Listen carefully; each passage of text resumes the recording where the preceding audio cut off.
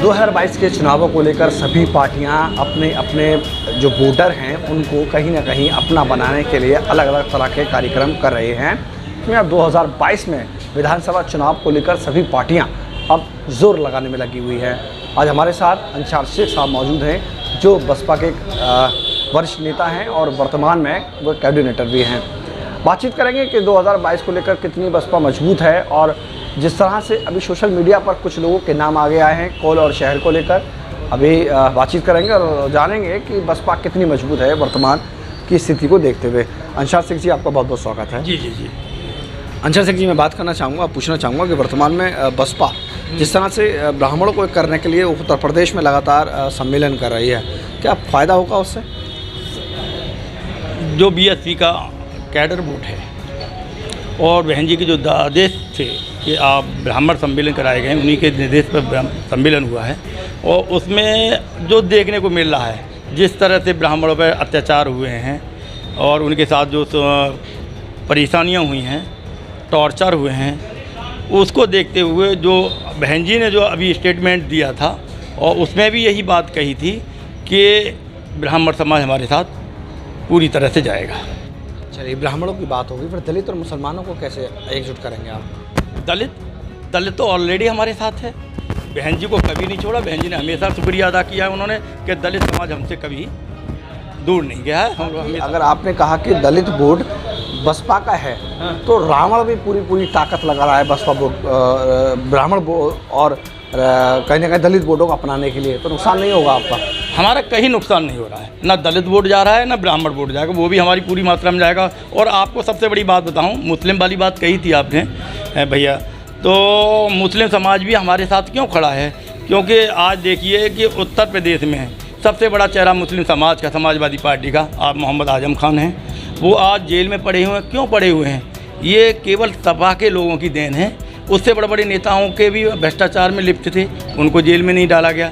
यदि उनके परिवार का, अखिलेश जी के कोई परिवार का होता तो शायद धरना प्रदर्शन शुरू हो जाते और शायद केस भी नहीं लगते। और यदि इन्होंने आजम खां के साथ यह धरना प्रदर्शन शुरू करा होता तो केस नहीं लगते और वो आज बाहर होते। उसका फ़ायदा आज जो जनता में मैसेज गया है, ये यदि ये आजम खां के साथ नहीं है तो ये हमारे साथ कहाँ से खड़े होंगे? इसलिए मुस्लिम समाज भी उसको ही वोट देगा। मैं और ख़ास तौर से बता दूं, बहन जी के साथ क्यों जाएगा? बहन जी के साथ 22% वोट है और जो ब्राह्मण वोट जिस तरह से मेजॉरिटी के साथ जुड़ा है, और इंशाल्लाह, और मैं मानता हूं इस बात को भी कि जो वोट जा रहा है तो ब्राह्मण और मुस्लिम और ये बैठ करके पहले जो 2007 का फार्मूला था बहन जी का, वही फार्मूला अपनाया है और 2022 में सत्ता का हम हासिल होंगे। तो जैसे कि छोटी छोटी पार्टियां गठबंधन करके अपना अलग चेहरा चमकाने की कोशिश कर रही हैं, क्या बसपा भी कहीं ना कहीं गठबंधन करेगी किसी पार्टियों से?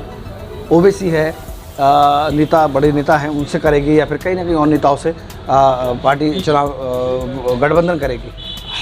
देखो, बहन मायावती हमारी बहन जी, देखो माननीय बहन जी, इस बारे में उन्होंने साफ कर दिया है कि हम किसी से गठबंधन नहीं करेंगे और हमारा गठबंधन जो भी है वो जनता के बीच में है और जनता से गठबंधन है और जनता के बीच में ही अपनी बात रखी है और जनता के साथ ही रहना चाहते हैं। हम कोई गठबंधन नहीं करना चाहते जनता के बीच में। आने वाले वक्त में 2022 में अगर आपके विधायक जीते तो दूसरी पार्टियों में ना जाएं, तो उसको लेकर कोई रणनीति बनाई जा रही है? किन लोगों को मैदान में उतारा जाएगा, ऐसा कुछ बनाया गया? ऐसा है कि बहन जी के पास पैनल गया है, हर सीट पर 5-5 आदमियों को पैनल बन के गया है यहाँ से और उसी पर डिसीजन हो रहा है।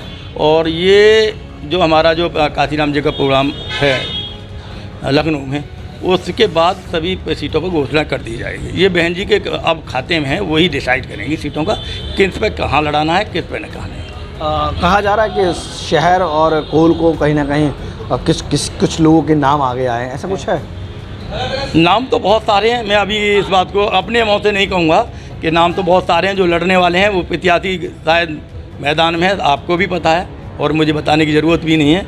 और हमारे प्रत्याशी जो होंगे दमदार होंगे, जो भी टक्कर होगी हमसे होगी, किसी दूसरे से नहीं होगी। यानी कि आप अपने आप को बीजेपी पर टक्कर मान रहे हैं कि आने वाले वक्त में बीजेपी टक्कर आपकी होगी? हाँ, बीजेपी तो टक्कर देगी, जो भी देगी, पर सपा टक्कर में नहीं है हमारी में।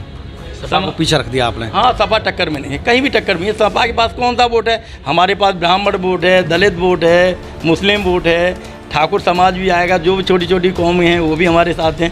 तो हम ही सरकार बनाएंगे। कहाँ सपा के पास का यादव का 6% पर कहीं जीत जाएगा? कहीं सरकार नहीं बना पाएंगे। जो मुस्लिम समाज को कह रहे हैं कि मुस्लिम समाज को उसको देता है जो सरकार एज प्रायोरिटी बनाता है। तो कहीं ना कहीं आप तैयारी पूरी है 2022 में, आप सीटें लेकर आ रहे हैं 300 प्लस? बिल्कुल 300 प्लस ले गए और इंशाल्लाह हम सरकार बनाएंगे। बहन मायावती हमारी मुख्यमंत्री बनेंगी पर हम 5वीं बार। बहुत बहुत शुक्रिया। हमारे साथ मौजूद थे अंशार शेख साहब, जो वर्तमान में बसपा के कोऑर्डिनेटर हैं और बहन जी के आदेश अनुसार की बात कह रहे हैं कि जिसका भी आदेश होगा वो उसको चुनाव लड़ाएंगे। फ़िलहाल ख्वाब देखने का हक सबको है। सभी पार्टियां प्रदेश में सरकार बनाने की बात कह रही हैं। अब देखना होगा कि 2022 में चुनाव के दौरान कौन हारता है और कौन जीतता है। सबकी लड़ाई बीजेपी से है और बीजेपी की लड़ाई किसी से नहीं, ये बीजेपी का कहना है। अब देखेंगे कि आने वाले वक्त में आखिरकार इस देश की सबसे बड़ी प्रदेश में किसका राज होगा। इधर इस खबर के लिए मेरे सहयोगी अनिल चौधरी के साथ मैं वसीम सलमान, आज समाचार अलीगढ़।